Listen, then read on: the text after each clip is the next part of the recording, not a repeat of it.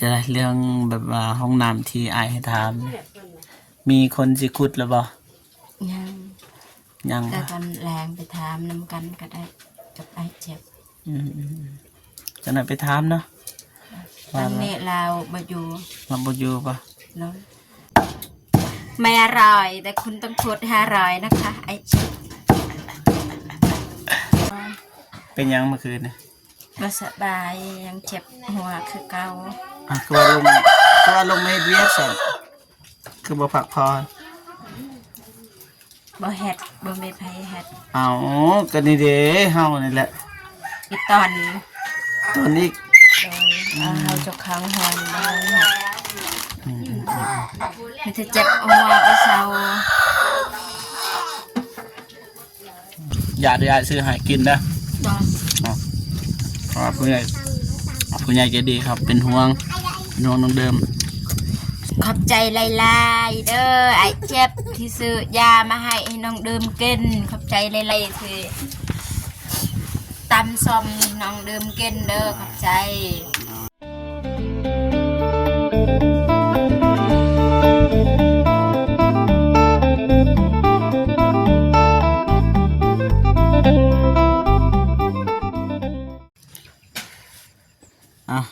กับทักทายสบายดีและสวัสดีเด้อพ่อแม่พี่น้องเบิดสู่คู่สู่คนเนาะ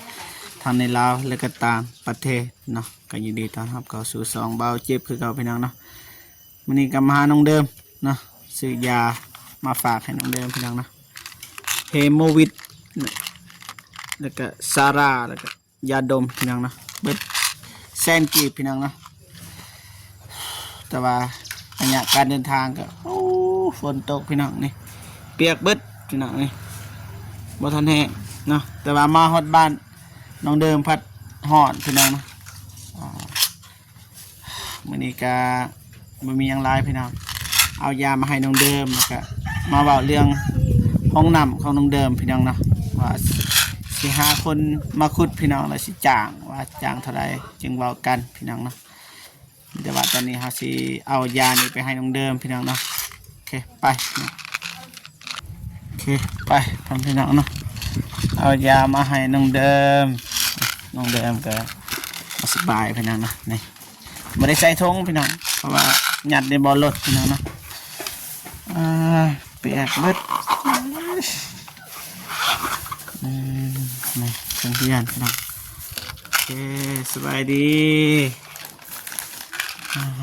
สบายดีอ่ะเจ็บสบายดีพ่อแม่พี่น้อง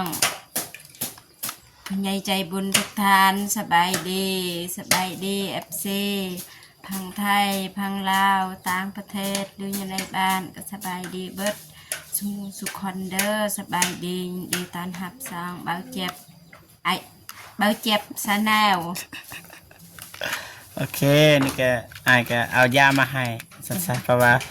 มีผู้ใหญ่ใจดีนะจากฝั่งไทยเพิ่นบอกให้ซื้อยามาให้นี่บ่เจ็บก็เลยจัดให้พี่น้องนะมีเฮโมวิดซาร่าแล้วก็ยาดมพี่น้องนะใจนะรู้สึกว่าลำบากนะอยู่นี่นะขึ้นน้องเดิมสิไปมาใช้ตะกอนมาฝากก่อนมาฝากไปทำก่อนนิดนึงนะไปงัดปุ่นใส่หมาต้มแล้วลวกข้าวปุ้นโอเคพ่อพี่น้องนะบ่เจ็บกับซื้อยาไปทีมห้อยนะประมาณอยู่แสนกีบพี่น้องเนาะว่าตอนนี้น้องเดิมกับน้องเพิ่นสิไปลวกมาแม่นลวกเส้นข้าวปุ้นพี่น้องแล้วก็ตำส้มพี่น้องสู่เบาเจ็บกินพี่น้องนะแต่ว่าบ่เจ็บกับสิไปเบิ่งแล้วก็เบิ่งน้ำกินน้ำพี่น้องเนาะแล้วก็วิธีการกับสิไปเว้าเรื่องห้องน้ำว่าห้องเดิมหาภัยได้ละบ่แบบว่าสิกุดนี่แหละบ่สิสร้างห้องน้ำให้น้องเดิมพี่น้องเนาะเพราะว่าน้ำบ่เจ็บก็มีงบอยู่พี่น้องเนาะไป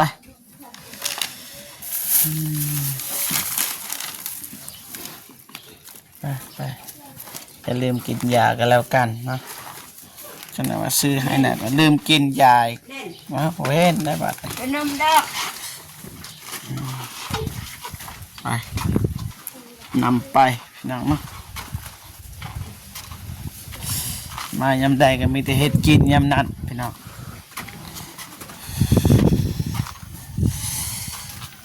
อย่าเด้อไหวแท้ตามข้าวปุ้นพี่น้องได้กินอย่างตอนเช้า กินหอย หอย เลยหอยน้องทรายไปเก็บเมื่อวาน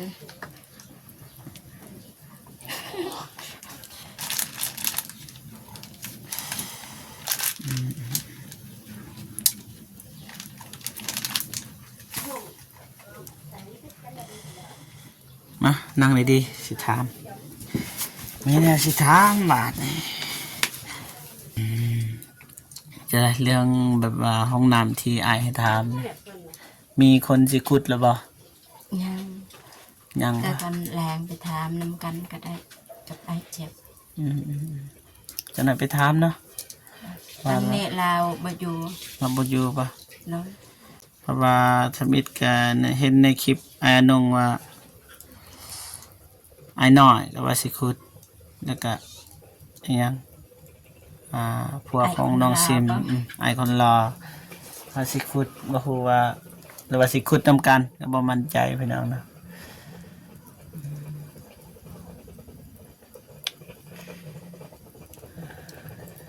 นี่ซะนี่พี่น้องปลาแดกเบิดแล้วบ่ปลาแดกที่ไอ้เตียงเราให้เบิดละ เบิดแต่ดอน ตอนนี้ซื้อเนาะซื้อไหมซื้อเท่าไรกันปลาแดก 10,000 ฮะ 10,000 10,000ป่ะคิดว่าเกินนะถ้าบ้านเฮาเกินนะ10,000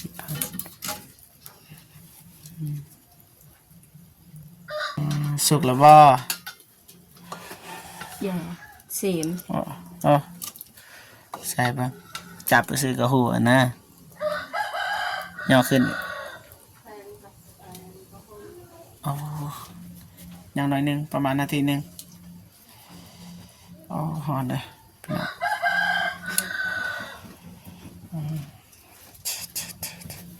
ห้องน้ำห้องในก็บ่ทันสำเร็จจะเทื่อพี่น้องเนาะยังปรึกษากันอยู่จะหน่อยสิไปหาไอายคนรอก่อนเพิ่นสิขุดเพิ่นสิไล่เม็ดหนึงเท่าใดพี่น้องนะ คันมันแพงกับบ่ไหวนะเพราะว่ายันว่างบมันบ่พอก็บ่พอคือเก่าแล้วพี่น้องแต่ว่าค่อยๆเฮ็ดว่ามีเท่าใดเฮาก็เฮ็ดเท่านั้นพี่น้องนะเพราะว่ามีผู้ใหญ่ใจดีเพิ่นก็ฝากเงินมาให้นำบ่เจ็บอีกตอนเช้านี่เพิ่นโอนเงินมาให้พี่น้องนะ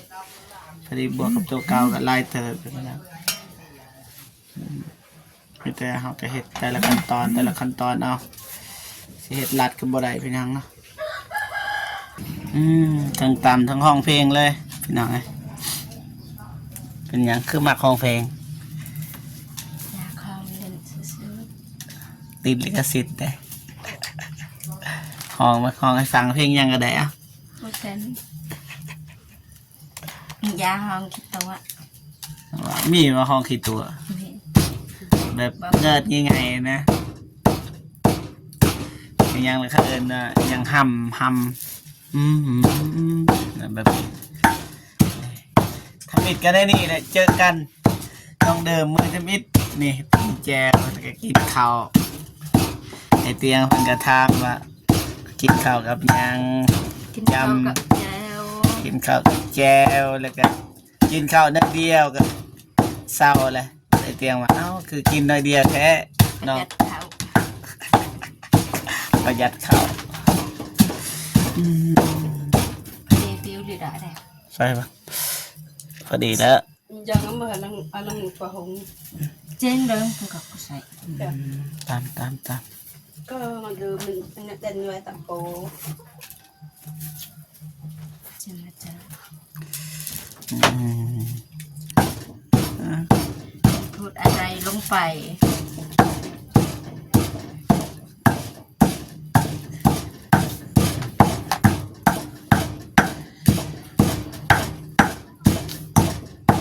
หนาก็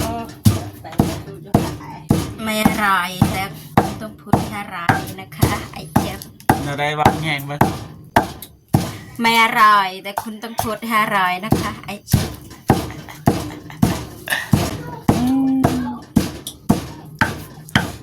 ตามบ่เจ็บสินางเบิงตามสมให้บ่เจ็บกินพี่น้องเนาะว่าสิเว้าเรื่องห้องน้ำนี่แหละสิหาแบบคนขุดแต่ว่าไอ้คนรอบ่อยู่พี่น้องเนาะก็เลยมานั่งกินตามก็ซื้อยาฝากให้น้องเดิมพี่ เดี๋ น้ ยว อง เดี๋ยวก่อนเอ้ยเดี๋ยวเอ็นก่อนไม่เกิดอ่ะ มื้อนั้นนี่บ่เจ็บเฮ็ดให้น้องเดิมกิน แต่ว่าตอนนี้นี่น้องเดิมเฮ็ดให้บ่เจ็บกินพี่น้องเนาะบ่รู้ว่ารสชาติน้องเดิมเป็นจังไดรอลุ้นนำกัน นางบสุภาพขอโทษขออภัยนำเด้อ ได้แล้วซ้ำนี่โอเคได้แล้วบ่ว่ากันในตอนเฮ็ดเวียกสิให้นางสุภาพมันก็โอ้คือตอนเฮาเสียหญ้านะสิให้นางไหว้พระมันก็บ่แล้วจักเทื่อบ่ว่ากันพี่น้องเนาะโอเคพี่น้องเนาะบ่เจ็บก็สิตำให้พี่น้องเนาะเพราะว่าน้องเดิมไปเอามะเขือพี่น้องนะเลยสิตำให้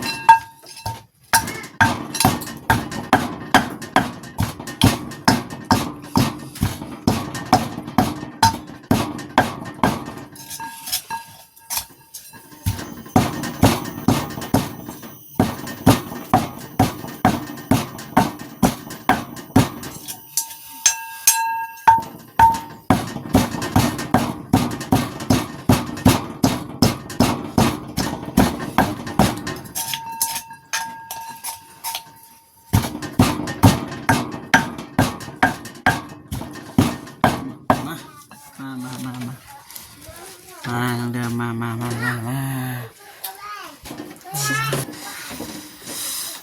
ได้แล้วป่ะ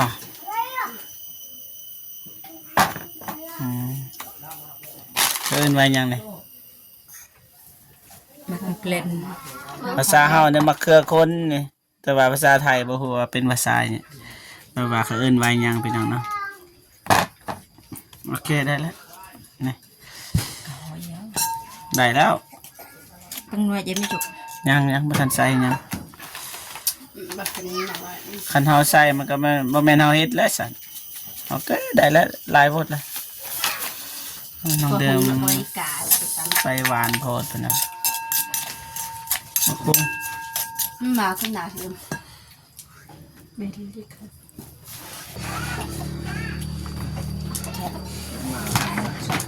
ตีนไก่ ดีอ่ะ ต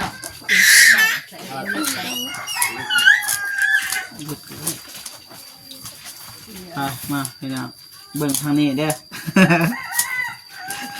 นี่ก็เจ็บกำลังทำปอกเปลือกภาษาไทยบ่ฮู้ว่าเขาเอิ้นอีหยัง แล้วเจงเลยไม่ถึงท้องแซ่บชินัว ปรุง เนาะ เมลปรุงพอดีแจวมีหวักเพลมีกระวันและมาถึงมาขอบคุณนะคะมีปนุกระหง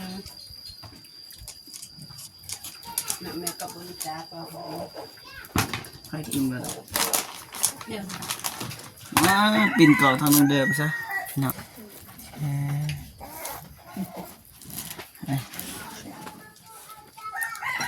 อะไรเมื่อคืนนี่นอนหลับฝันดีบ่ บ่ เป็นหยังเมื่อคืนนี่ บ่สบายยังเจ็บหัวคือเก่า คือว่าลงไม่เวียกสั่นคือบ่พักพร บ่เฮ็ดบ่มีไผเฮ็ด เอาก็นี่เด้เฮานี่แหละ อีตอน ตอนนี้ โดยเอาเฮา จกข้างหอนบ้างมันจะเจ็บหัวเอาเศร้า อะไรต่อมันหมอบอกไปว่าสัน บ้าง เป็นยัง มีรถ มีรถเฮานี่รถจักร ไอเจ็บเมื่อ ฮะ เมื่อวาน เมื่อวานบ่ โดย บอกว่ามื้อนี้นะเมื่อวานเนี่ยเมื่อวานแต่ว่ามื้อนี้นะถ้าสิไปก็ไปของหมอทัดแต่ง ยาตัวไอเจ็บสืบสิลัง อ๋อทดลองกินยาตัวนี้ก่อน โดย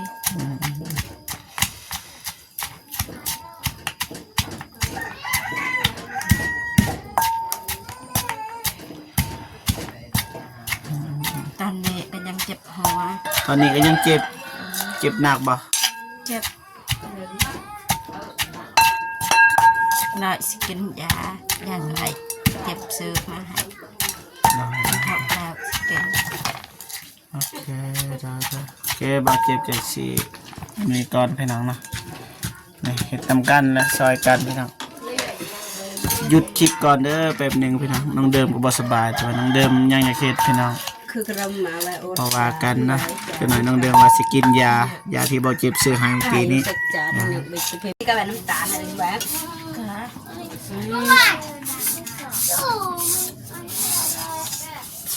พอป่ะพอเนาะคันนี้มันสิแสบป่ะจัดการแบบนี้นะข้าวนี่กินสดเลยตามกับปนัด ก็ง่ายกินสดอาหารไทยนะเคยขัน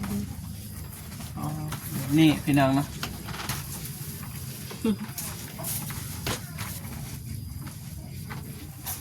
อะไร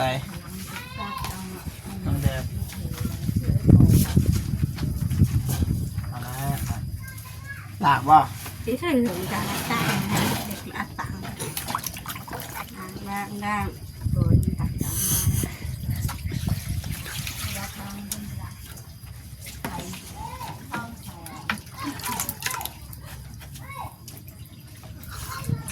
ใส่นี่ป่ะเอามาปลาอยู่นี่ไง อีกก็ ครับนี่พี่น้องเนาะบ่ฮู้ว่าทางในเมืองเขาเฮ็ดแบบใดแต่ว่าทางมันนอกเขาเฮ็ดแบบนี้เนาะ ผู้เฮ็ดก็เฮ็ดผู้บ่อยากเฮ็ดก็บ่เฮ็ด บ่ฮู้ว่ามันสิคือกันหรือต่างกันพี่น้องแม่นมากพี่น้องเราจีบสิเข้าไปอ่านว่า เคยกูลำได้ ขอบใจเนาะเนาะถูกนั่นแหละ จังnhư thế chắc ยังคมปะอืม ยังตัง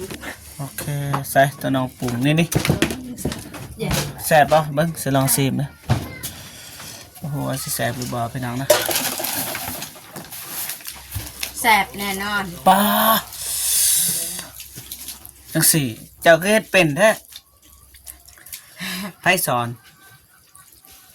เจ็บ บอกดีๆไผสอน ไอเจ็บไอเจ็บ มันคมวะพอดีลองชิมบ้างมันสิแซ่บหรือบ่น้อง แต่สิละสมบู นี่ รณ์ สินี่โอ้โอ้โอ้ แซ่บ เฮ็ดเองกินเอง โดยเฮ็ดเองกินเอง แซ่บเอง แซ่บเอง คนอื่น คนอื่น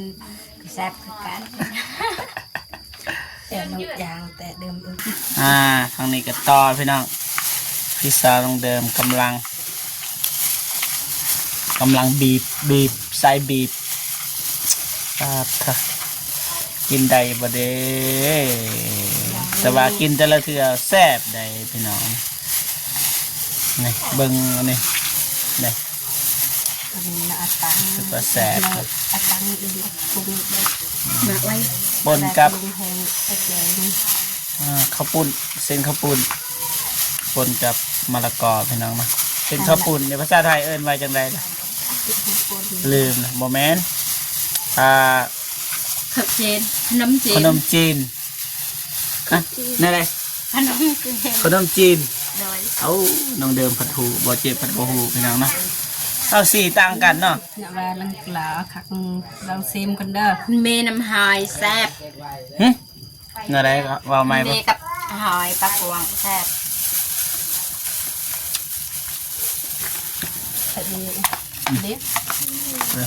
พอดี เล็กวัดอีกกับ โอเคไม่จะว่าอาชิลงไปถ่ายอยู่ลุมเด้อ ด้วย ไปทำพี่น้องนะเรียบร้อยมันจะสิลงไปถ่ายอยู่ลุมพี่น้องนะมาทำไมพี่น้องนะ เอียนปะ มากินข้าวน้ำกันเด้อข้าวเที่ยงพี่น้องนะ มีสะเอียนเรียกก่อน มา ดอกเลย แซ่บอร่อยก็ไม่รู้ในน้องเดิมต่างหากพี่น้องอันนี้ข้าวต่างหากนะ เย่ มาเด้อส่วน FC กินเด้อน้องเดิมส่วนเด้อ เด็กมาเด้อ FC พ่อแม่พี่น้องใจใจบุญทีมงานมากินข้าวกันมาแซ่บแซ่บ แซ่บให้กิน กินนะจ้าบ้างน้องเด่นสบายดี สบายดีบาดเจ็บมากินข้าวน้ำกันเด้อพ่อแม่พี่น้อง ได้ จ้าเด็กจ้า ต่อแอบ ก็ไปตักส อ๋อเนาะของทุ่ม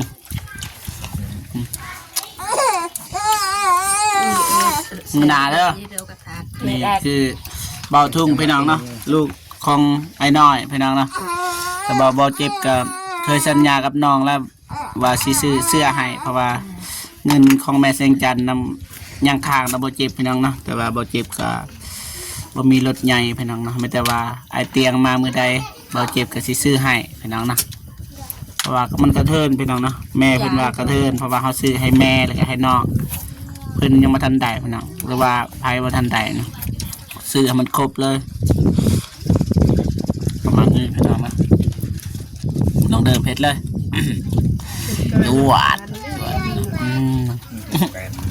ตัดออก แหวนจ้า ตัดข้าวปุ้นออกกันนะฮะมานี่พี่น้องเอาคำใหญ่ๆรถมันจังแซ่บกินหอยป่าไอ้เจ็บนี่เด้อเอาเต็มเลย เต็มกำ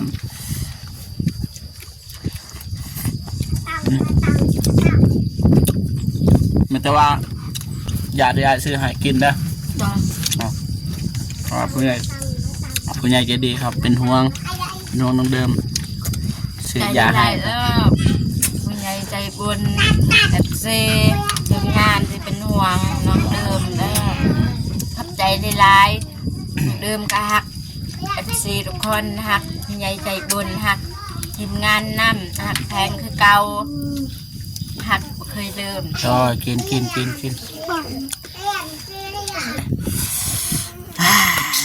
ียงตับแสบลายแสบลาย แซ่บ สุดยอดนี่ ทางนี้ก็อิ่มเอ้าเบิดเลยเอ้าหายเบิดเลยพี่น้องนี่น้องเดิมเม็ดรู้สึกว่ามื้อนี้กินหลายพี่น้องอิ่มหรือบ่ย่างบ่ แบบแบบ แม่กันจะตื่นเดี๋ยวพอตื่น พี่น้อง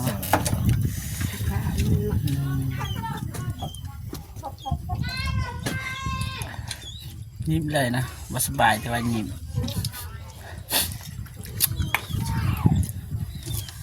เต็มปีแล้วเต็ม ไม่อยากสิว่าว่าเบิ่ง เดิมอีก ใจเลยใจลายๆเด้อไอ้เก็บที่ตำซ้อมให้น้องเดิมกินใจลายๆใจลายๆที่ซื้อยามาให้น้องเดิม ขอบใจลายๆเด้อไอ้เจ็บที่ซื้อยามาให้น้องเดิมกินขอบใจลายๆที่ตำซ้อมน้องเดิมกินเด้อขอบใจลายๆเจ็บซีทุกคนขอบใจผู้ใหญ่ใจบุญขอบใจแม่พิมพ์ที่เอ็นดูห น้องเดิมน้องเดิมก็หักแม่พิมพ์คือกันเด้อหักเลยคิดฮอด โดย หักแพงคือเก่าบ่มีวันเลิมบน โดยเอาพอแล้วพอแล้วพี่น้องเบายาวไล่พี่น้องเบาลายเนาะน้องเดิมเนี่ยเนาะไป จ้า จ้าเผา รถมันโซะ โอเคมาใจได้ลายเด้อเด้อ เลย